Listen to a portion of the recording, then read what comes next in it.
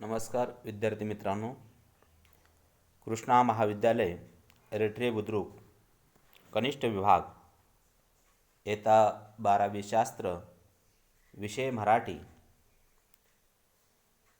पाठ क्रमांक 3 आयुष्य आनंदाचा उत्सव भाग क्रमांक 2 मी हाडबे पी.जी.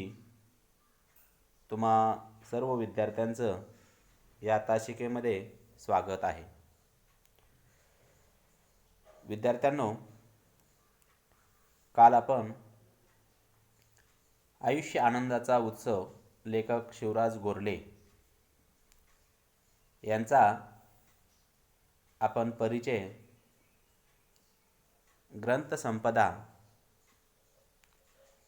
पाठाची प्रस्तावना, पाठाची मध्यवर्ती संकल्पना, या पाठामध्ये आलेले वैशिष्ट्ये याचा आपण थोडक्यात परामर्श काल घेतलेला आहे. आज आपण आयुष्य आनंदाचा उत्सव या पाठाचा पूर्वार्ध जो आहे त्या पूर्वार्धाला आपण सुरुवात करूया.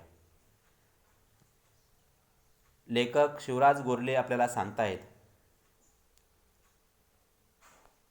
प्रत्येकाला आनंद हवा असतो,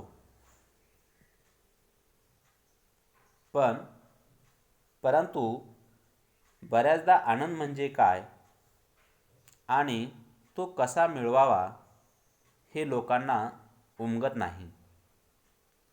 खरे तर आनंद बाहेर नसून हा मानवाच्या अंतरंगात असतो, पण त्यासाठी मानवाला आनंदाचे भान असणे किंवा भान ठेवून मनुष्याने जगणे किंवा जागे असावे लागते आहे.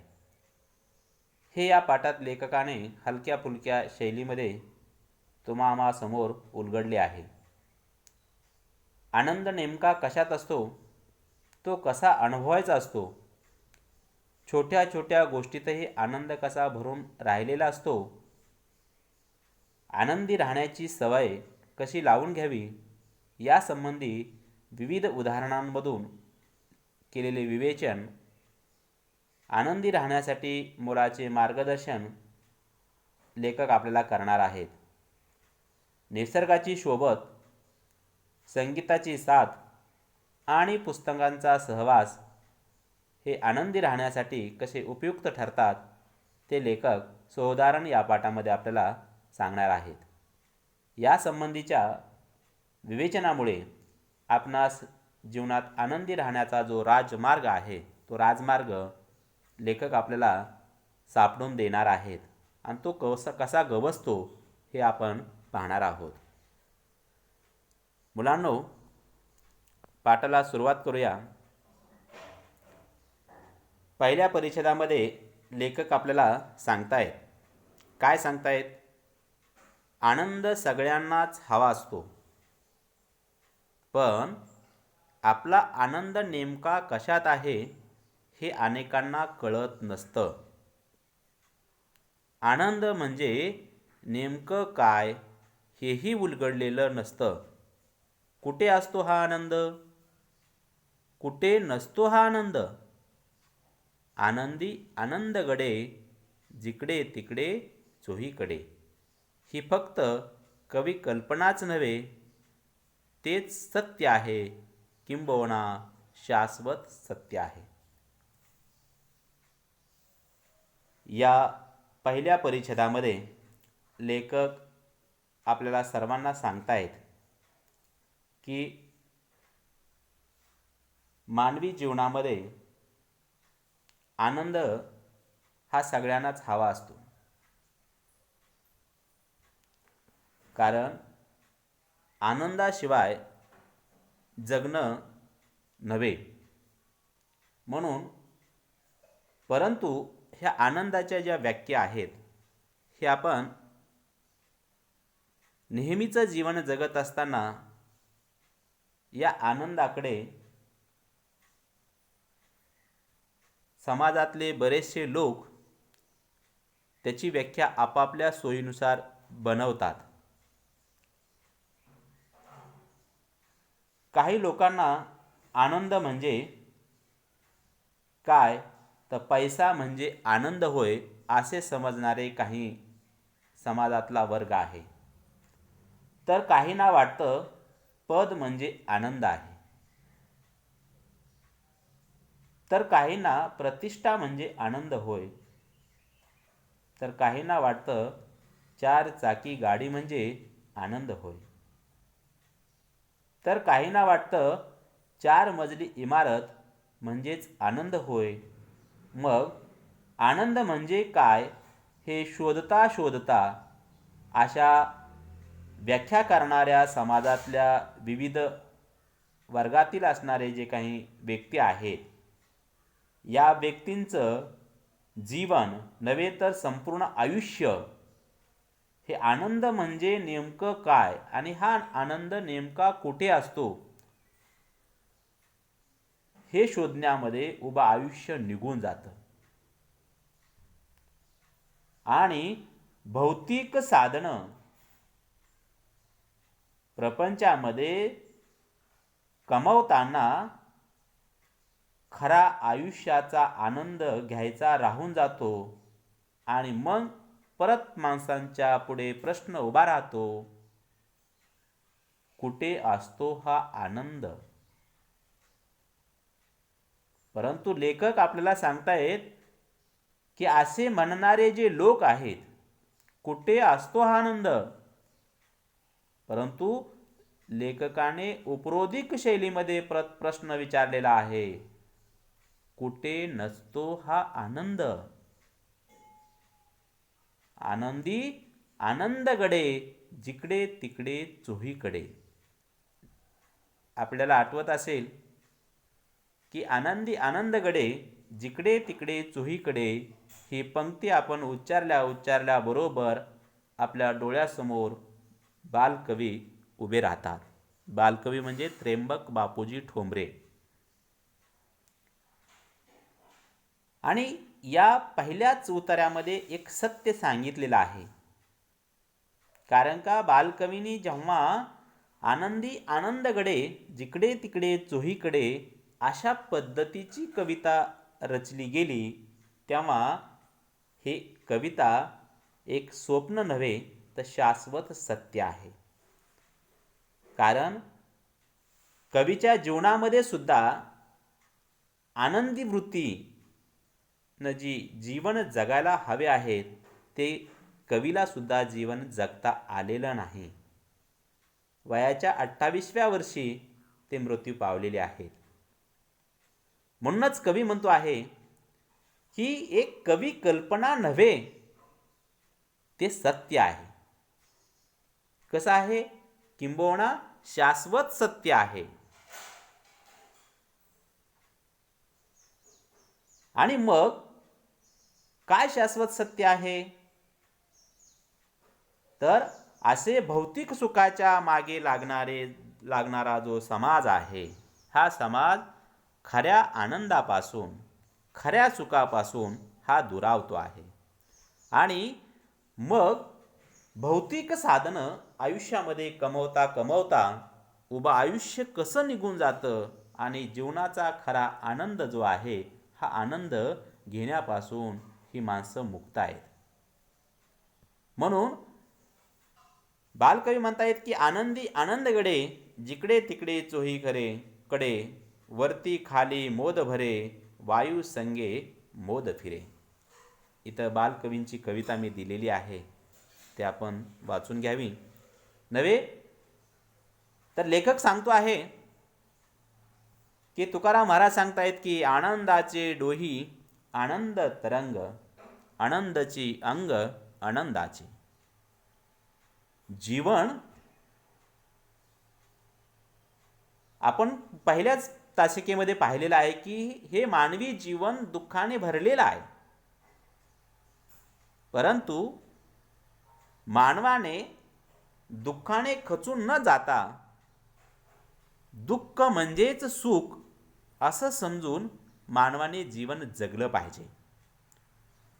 आणि असं समजून जर मनुष्य जीवन जगायला लागला तर दुःखाची जी तीव्रता आहे ती तीव्रता निश्चितच कमी होते आणि दुःख हे सुख समजून जर जीवन जगायला लागलो तर निश्चितच आपल्याला जे जीवनामध्ये नैराश्य प्राप्त होणार आहे ते निश्चितच होणार नाही. म्हणून कवी अनिल सुद्धा एका पंक्तीमध्ये सांगतो आहे, काय म्हणतायत की दुःख कैसे फूल झाले माझे मला न कळे. कारण का आतापर्यंत जीवन हे दुःखद जीवन जगत आलेलो आहे नव्हे तर माझेच जवळचे जे आप्तेष्ट आहेत मित्रमंडळी जे आहे यांनीच माझा विश्वासघात केलेला आहे. आणि असे असताना हे जीवन कशा पद्धतीनं म्हणजे दुःखद जीवन जाऊन सुखद जीवन माझ्या वाट्याला आलेलं आहे हे कवीला सुद्धा समजलेलं नाही. आणि म्हणून हे शाश्वत सत्य आहे. शाश्वत सत्य म्हणजे काय? शाश्वत म्हणजे काय तर चिरकालीन सत्य, चिरंतन सत्य, अविनाशी सत्य. आणि म्हणून कवी सांगतो आहे की मनुष्यानं हा जो जीवनाचा जो खरा आनंद आहे हा आनंद कुठे शोधण्यात जिकडे तिकडे सापडत नाही तर हा सगळीकडे सर्वत्र भरून उरलेला आहे. आपली दृष्टी तशी असणं गरजेचे आहे. आणि म्हणून लेखक पहिल्या उतार्यामध्ये सांगतो आहे की आनंद हा सर्वत्र आहे. अनेकांना आनंद आपल्या जवळच आहे हे समजत नाही, हे उलगडत नाही. आणि मग कारण हे लोक भौतिक सुखाच्या पाठीमागे लागलेले असतात म्हणून खऱ्या जीवनापासून खऱ्या वास्तवापासून ते दूर दूर जातात. आणि मग त्यांच्या पुढे प्रश्न उभा राहतो, कुठे असतो हा आनंद. मुलांनो, या पहिल्या उतार्यामध्ये 3 गोष्टी आपल्याला म्हणजेच समाजात राहणारा जो वर्ग आहे या लोकांना न कळलेल्या बाबी हे खालीलप्रमाणे आहेत. त्या बाबी 3 प्रकारच्या आहेत. एक म्हणजे आनंद नेमका कशात असतो. दुसरा आहे आनंद कुठे असतो. आणि तिसरा प्रश्न लोकांना पडलेला असतो, आनंद म्हणजे नेमकं काय. असे 3 प्रश्नांचा उलगडा समाजामध्ये जीवन जगणाऱ्या लोकांना झालेला नसतो. परंतु लेखक सांगतो आहे की या 3ही प्रश्नाचं उत्तर एकाच वाक्यामध्ये लेखकांनी दिलेला आहे. लेखक म्हणतो आहे, कुठे नसतो हा आनंद, आनंदी आनंदगडे जिकडे तिकडे चोहीकडे. अशा पद्धतीनं याच एका वाक्यामध्ये या 3ही प्रश्नांचं उत्तर आपल्याला मिळून जातं.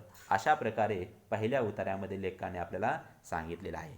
पुढे दुसऱ्या उतार्यात लेखक सांगतो आहे की आनंदाची गंमत या दुसऱ्या उतार्यामध्ये आपल्याला लेखक सांगतायत. काय म्हणतायत पहा, आनंदाची गंमत अशी आहे की तुम्ही शोधू लागलात की तो दडून बसतो, पकडू गेलात की ती हातातून निसटतो. आनंदासाठी जितका आटापिटा कराल तितका तो हुलकावण्यात देतो. जितका सहजपणे घ्याल तितका आनंद सहज प्राप्त होतो. आनंद असतोच, तो अनुभवता मात्र यावा लागतो. लेखक या ठिकाणी आपल्याला आवर्जून सांगतायत, जर तुम्ही सुखाच्या पाठीमागे जर लागलात तर सुख तुम्हाला कधीही सापडू शकणार नाही. नव्हे तर हे आयुष्य आपल्याला आनंदमय जीवन जगायचंय. तर मग हे आनंद नेमकं कुठे असतो, कसा असतो, त्याचं स्वरूप काय. तर मुलांनो, तुम्हाला आनंद शोधून सापडू शकणार नाही. आणि जर तुम्ही शोधायला लागलात तर लेखक म्हणतो हा आनंद दडून बसतो. दडून बसणे, लपून बसतो, लपतो, तो तुम्हाला दिसू शकत नाही. नव्हे तर अशा या आनंदाला तुम्ही जर पकडायला गेलात तर तो तुमच्या हातातून निसटण्याचा प्रयत्न करतो, तुमच्या हातामध्ये येऊ शकत नाही. म्हणून आनंद मिळवण्यासाठी तुम्ही जितका आटापिटा कराल, आटापिटा करणे हा वाक्प्रचार आहे, आटापिटा करणे, खटाटोप करणे, खूप कष्टाने प्रयत्न करणे होय. म्हणून जेवढा तुम्ही खटाटोप कराल, खूप कष्टाने प्रयत्न कराल, तेवढा तो तुम्हाला निश्चित हुलकावण्यात देतो, दूर जातो, तुम्हाला खेळवतो. म्हणून तुम्ही त्याच्या पाठीमागं न लागता मानवाने ज्या परिस्थिती आपल्या वाट्याला आलेली आहे त्याच परिस्थितीला गोड मानून आपण जीवन जगलं पाहिजे. आणि हे जीवन जगताना तुम्ही समोर कितीही दुःखद प्रसंग आले तरी ते तुम्ही सहजपणे आपल्या वैचारिक बुद्धीने किंवा विचाराने आपण त्यावरती मात केली गेली पाहिजे. ते सहज आपण हाताळले पाहिजे. आणि जेव्हा तुम्ही सहज हाताळू शकाल तितका आनंद तुम्हाला सहज प्राप्त करता येऊ शकतो. आणि हा जो सहज प्राप्त केलेला जो आनंद आहे तो दुसरा तिसरा कोणी नसून तो आनंद हा आनंदच असतो. फक्त हा आनंद तुम्हाला अनुभवता यावा लागतो. आणि हीच आपल्याला मुळी समजत नाही की अनुभव कसा आहे आणि तो कसा अनुभवायचा असतो हेच मुळामध्ये आपल्याला समजत नसल्यामुळे आपण आनंद शोधण्याच्या पाठीमागं लागतो. आणि नेमकं मग तुझं आहे तुझं पाशी परी तू जागा चुकलासी अशी स्थिती आपली होऊन बसायला लागते आहे. विद्यार्थ्यांनो, या ठिकाणी आपल्या पाठ्यपुस्तकामध्ये काही छायाचित्र दिलेले नाही आहेत, परंतु एक शैक्षणिक साधन म्हणून ज्या पद्धतीनं उतारा असेल त्या उतार्यामध्ये ज्या ज्या पद्धतीनं प्रसंग आलेले आहेत त्या प्रसंगानुरूप या ठिकाणी मी छायाचित्र दाखवण्याचा प्रयत्न करतोय. त्याचा संदर्भ त्या उतार्याशी तुम्ही लावून त्यातून नेमकं आपल्याला काय सांगायचं आहे, त्या चित्रातून काय बोध होतो आहे हे आपण बारकाईनं विचार करून घ्यायचा आहे. हे चित्र दाखवतोय म्हणजे जागा रिकामी आहे आणि काहीतरी दाखवायचे म्हणून दाखवतोय अशातला भाग नाही, तर त्यामध्ये फार विचारपूर्वक त्या गोष्टीमध्ये टाकलेल्या आहेत. कारण हा आनंद उपभोगायचा आहे. कसा उपभोगायचा आहे तर मी तिसऱ्या छायाचित्रामध्ये दिलेला आहे की एक बीज आहे, ती बीज जमिनीमध्ये रुजवलेलं आहे आणि त्या बीजाचं जी दररोजची जी वाढ आहे ती वाढ मी दाखवलेली आहे. परंतु ज्या ठिकाणी बीज आपण रोवलेलं आहे, रुजवायला टाकलेलं आहे, आपण तिथंच शोधायला पाहिजे. बीज एका ठिकाणी आपण रुजवायला टाकलेलं आहे आणि आपण तिसरीकडे जर शोधायला लागलो तर बीजाचं जी अंकुर आहे हे अंकुर कुठं आहे, कसं आहे, बीज रुजले की नाही हे तुम्हाला समजू शकणार नाही. म्हणून आनंदसुद्धा तशीच अवस्था आहे की ही तुमच्या जवळच आहे. तुम्ही कुठेही इतरत्र शोधायला जाऊ नका, ते सहज घ्या. पहिल्या छायाचित्रामध्ये दिलेलं आहे की दोन्ही हाताची ओंजळ केलेली आहे, त्याच्यामध्ये नुकतीच उमललेली फुलं आपण घेतलेली आहेत आणि ती अलगद आपण खाली टाकतो आहोत. हे आनंद हा फुलासारखा आहे आणि ही फुलं म्हणजेच आनंद होय. दुसऱ्या चित्रामध्ये दिले की ही ओंजळीतील फुलं ही फुलं नसून ती मोती आहेत. म्हणून आनंदसुद्धा हा आनंद त्या मोत्यासारखा आहे. ते आपल्याला भरभरून घेता आला पाहिजे, भरभरून अनुभवता आला पाहिजे. मुलांनो, या दुसऱ्या उतार्यामध्ये लेखकाने आनंदाच्या 3 गमती सांगितलेल्या आहेत, 4 गमती सांगितलेल्या आहेत. नंबर 1 गंमत आहे, आनंद तुम्ही शोधू लागलात की आनंद हा दडून बसतो, लपून बसतो. 2 आनंदाला जर पकडायला गेलात तर तो आनंद तुमच्या हातातून निसटल्याशिवाय राहणार नाही. आणि आनंद मिळवण्यासाठी तुम्ही जितकी खटाटोप कराल, खूप कष्टाने प्रयत्न कराल, आटापिटा कराल, तितका तुम्हाला निश्चित हुलकावण्या दिल्याशिवाय राहणार नाही. आणि 4 आहे, जितका तुम्ही आनंद सहजपणे उपभोगाल तितका तुम्हाला तो सहज प्राप्त होऊ शकतो. अशा पद्धतीनं या दुसऱ्या उतार्यामध्ये लेखक आपल्याला आनंदाची गंमत हा भाग सांगितलेला आहे. पुढे तिसऱ्या उतार्यामध्ये आनंदाच्या बाबतीत कळसा काखेत असूनही आपण गावाला वळसा घालीत असतो. आनंद आपण बाहेर शोधत असतो आणि तो मात्र असतो आपल्या आतच. आनंद आपल्या मनातच असतो.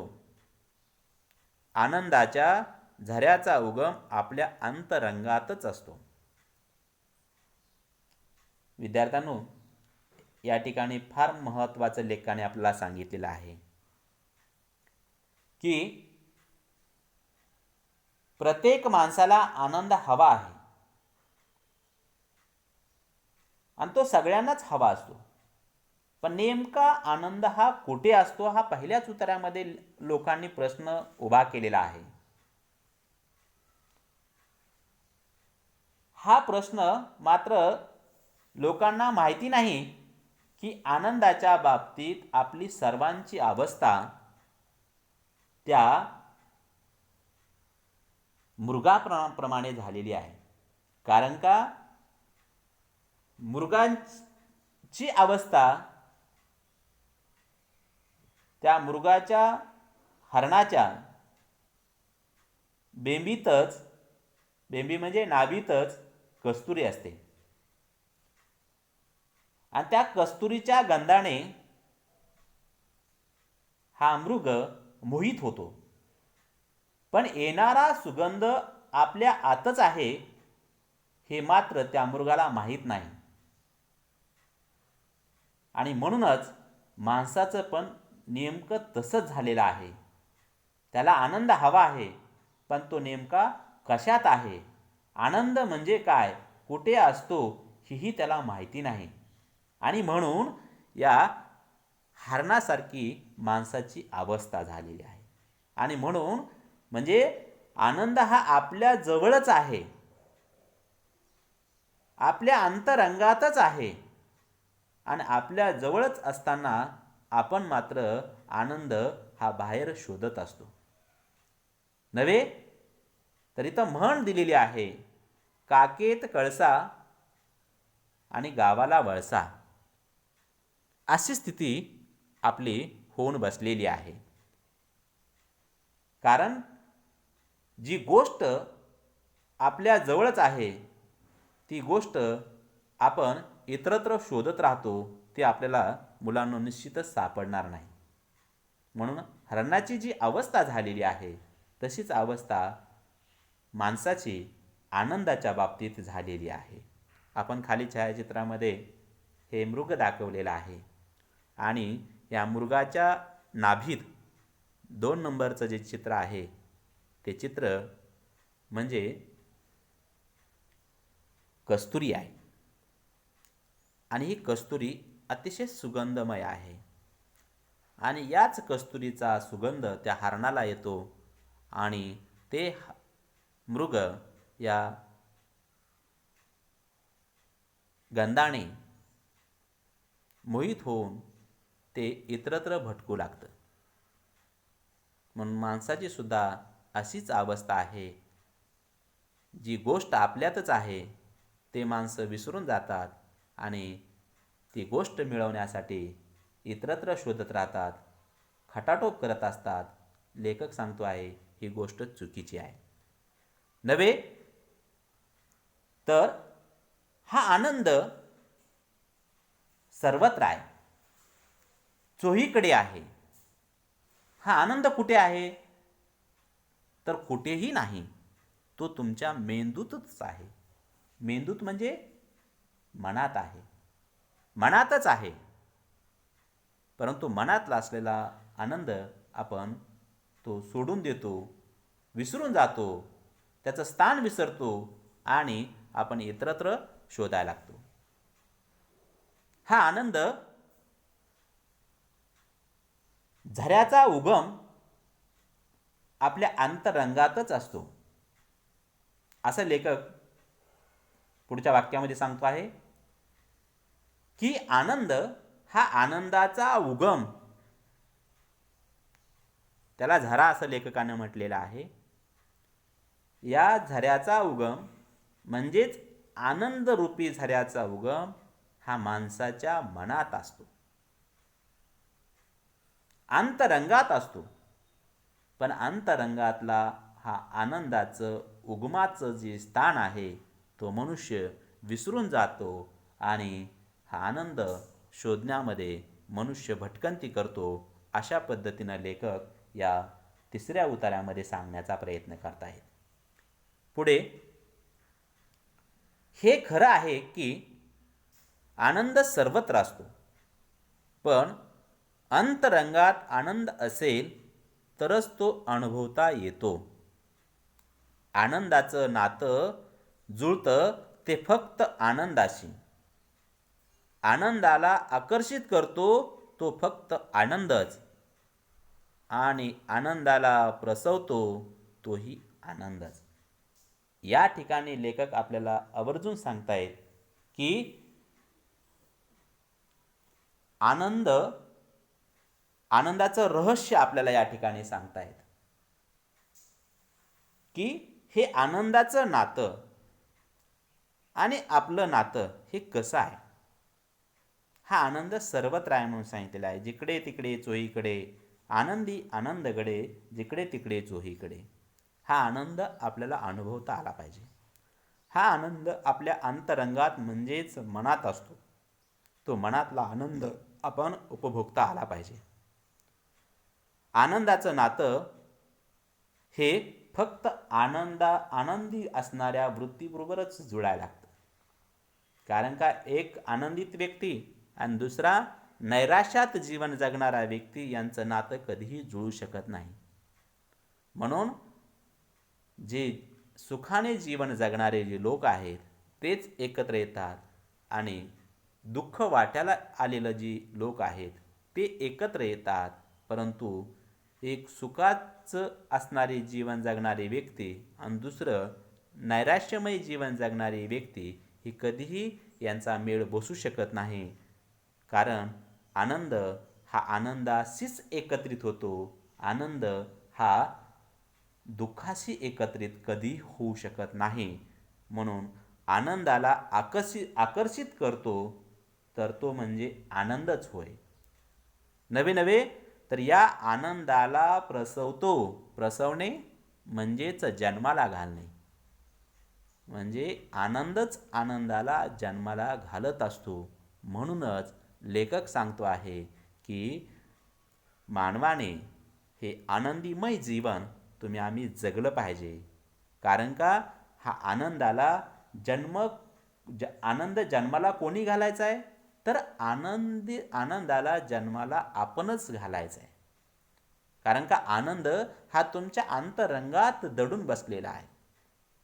आपण त्या दडलेल्या आनंदाला जागा रिकामी करून द्यायची आहे, वाट रिकामी करून द्यायची आहे.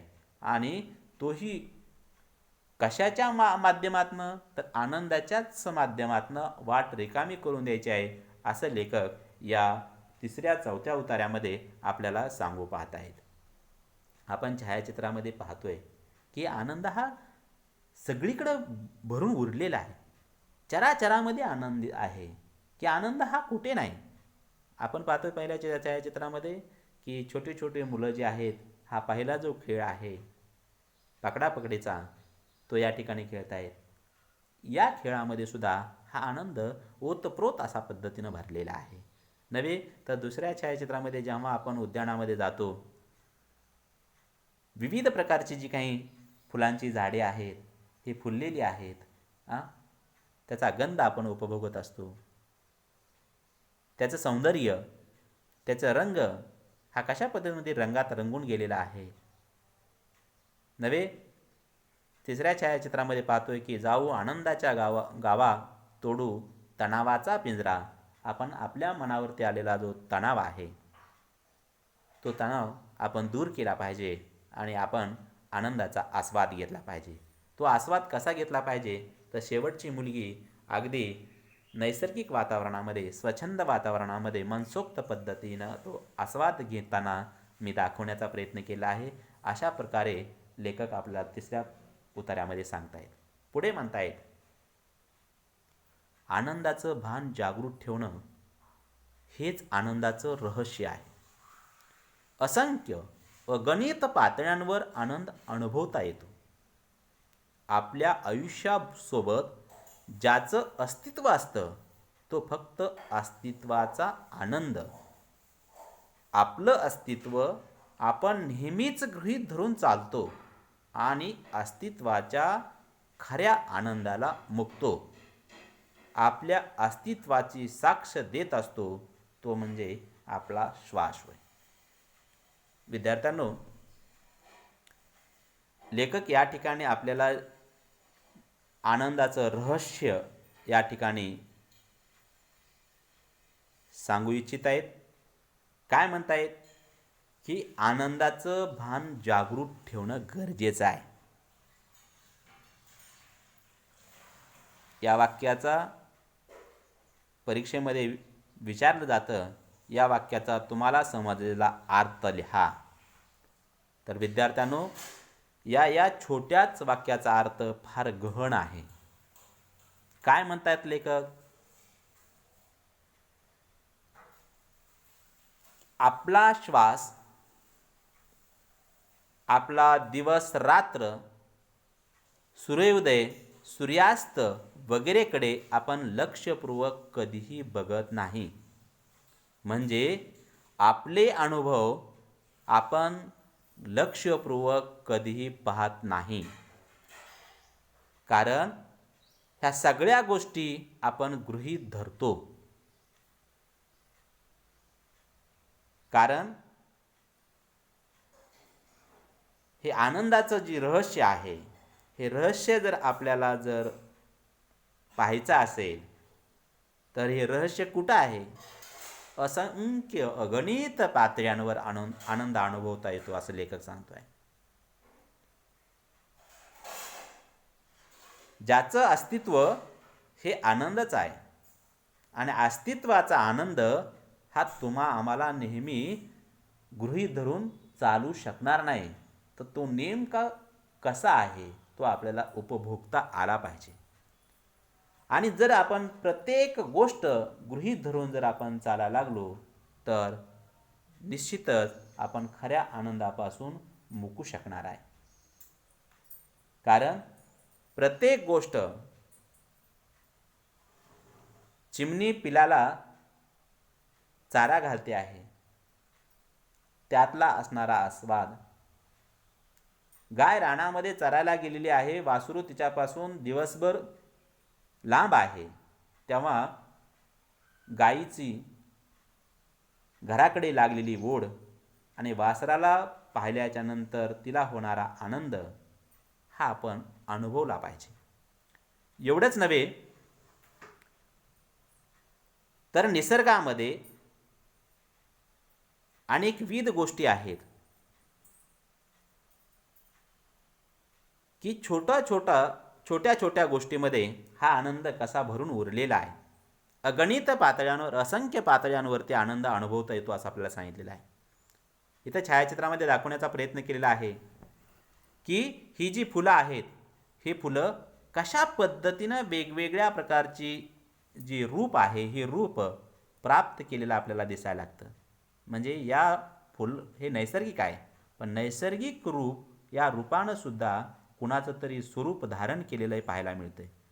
नव्हे तर छोटंसं जे चिमणीचं पिल्लू आहे, ते पिल्लू पानांवरती पडलेलं दवबिंदू जे आहे, हे दवबिंदूचा आस्वाद घेण्यासाठी आपली इवलीशी चोच करून ती दवबिंदू आपल्या चोचीमध्ये घेण्याचा प्रयत्न करत असताना याकडे सुद्धा आपण जेव्हा बारकाईनं पाहू तेव्हा त्यामध्येही आपल्याला आनंद अनुभवता येतो. नव्हे तर हे वाळूमधलं जे शिल्प आहे, हे शिल्पसुद्धा कशा पद्धतीनं कोरलेलं आहे, त्यामध्ये सुद्धा जे गरुड पक्षी कोरलेला आहे, त्या गरुड पक्ष्यांचं जे शिल्प आहे ते शिल्पकारानं कोरलेलं आहे, त्यामध्ये सुद्धा रसरशीत आनंद हा भरून उरलेला आहे, तो आपल्याला घेता आला पाहिजे नव्हे. तर असं अनेकविध असणारं जे काही पातळीवरचं जी आनंद आहे, तो आनंद आपला उपभोगता आला पाहिजे. आणि हा आनंद इतरत्र कुठेही नसून तो आपल्यातच आहे. म्हणून आपल्या भोवती पसरलेल्या सुंदर सृष्टीचे आपल्याला नेहमी कौतुक वाटायला पाहिजे. पण विद्यार्थ्यांनो, तसं आपल्याला कदापि दिसू शकत नाही, कधीही कौतुक वाटत नाही. ही सृष्टी जिच्यामुळे आपल्याला दिसते आहे, त्या आपल्या दृष्टीचेही आपल्याला कौतुक वाटत नाही, कारण ह्या सगळ्या गोष्टी आपण गृहीत धरलेल्या असतात. आपल्या अस्तित्वाची साक्ष आपण आहोत. आपण जीवन जगतोय आणि मनुष्य आहे, त्याचं अस्तित्व आहे, हेच आपल्याला साक्ष देऊन जातो. आणि तो देऊन जातो म्हणजे तो कोण देऊन जातो? तो म्हणजे आपला श्वास. कारण हा श्वास फार महत्त्वाचा आहे. आणि हा श्वास घेताना हे श्वास घेणं हे आपल्यासाठी, हृदयासाठी तर चांगलं आहेच आहे, परंतु सगळ्यांसाठी सुद्धा चांगलं आहे. आणि म्हणून या ठिकाणी लेखक आपल्याला आवर्जून सांगण्याचा प्रयत्न करत आहेत की असा हा श्वास घेणं फार चांगली गोष्ट आहे. विद्यार्थ्यांनो, श्वासाची किंमत काय आहे हे एका कुठेतरी छापून आलेलं आहे. एका दिवसात एक माणूस 3 सिलेंडर भरतील इतक्या प्राणवायूचे म्हणजेच ऑक्सिजनचं श्वसन करतो. एका ऑक्सिजन सिलेंडरची किंमत 700 रुपये आहे. दिवसाला एका माणसाला 2100 रुपयाचा ऑक्सिजन घ्यावा लागतो. तर दर वर्षाला एका माणसाला 7,66,500 या हिशोबाने सरासरी माणूस 65 वर्ष जर जगला तर त्याला 5 कोटी रुपयाचं ऑक्सिजन लागतो. हे ऑक्सिजन माणसाला झाडे फुकट देतात आणि या बदल्यात माणूस झाडांना काय देतोय? तर झाडांची कत्तल करतोय. परंतु एवढं अमूल्य हे ऑक्सिजन मानवाला झाडं मोफत देतात, तरी मनुष्य या ऑक्सिजनचं गृहीत धरतो. म्हणून प्रत्येक गोष्ट गृहीत धरणं हे आपल्याला न परवडणारी बाब आहे. आणि म्हणून या ठिकाणी लेखक आपल्याला सांगतायत की हे आनंद आपल्याजवळच आहे. हा आनंद इतरत्र कोठेही नाही, ते आपल्या अंतरंगात भरून उरलेला आहे. अंतरंग आपण उलगडून पाहिलं पाहिजे. ज्या पद्धतीनं हरणाच्या बेंबीमध्येच कस्तुरी असते, पण तिला तिचा विसर पडलेला असतो, तसंच मानवाची सुद्धा स्थिती झालेली आहे. आणि म्हणून प्रत्येक गोष्ट मानवाने हे अनुभवली पाहिजे, पाहिली पाहिजे नव्हे तर आनंदाकडे आकर्षित झालं पाहिजे. मनुष्यानंच आनंदाला जन्माला घातलं पाहिजे आणि आनंदी वृत्तीनं जीवन जगलं पाहिजे. परंतु प्रत्येक गोष्ट गृहीत धरून हे मनुष्याला न परवडणारी बाब आहे. म्हणून आपलं अस्तित्व आपल्याला खरी साक्ष देतं. ते साक्ष म्हणजे श्वास होय. अशा पद्धतीनं या पहिल्या 2-4 उतार्यामध्ये लेखकाने आनंदाचं जे महत्त्व आहे हे मानवाच्या जीवनामध्ये कसं अनन्यसाधारण आहे याचा थोडक्यात परामर्श या पहिल्या 2-4 उतार्यामध्ये घेतलेला आहे. आपण इथंच थांबूया. इथून पुढचा भाग आपण उद्या दुसऱ्या व्हिडिओमध्ये पाहूया. तोपर्यंत धन्यवाद.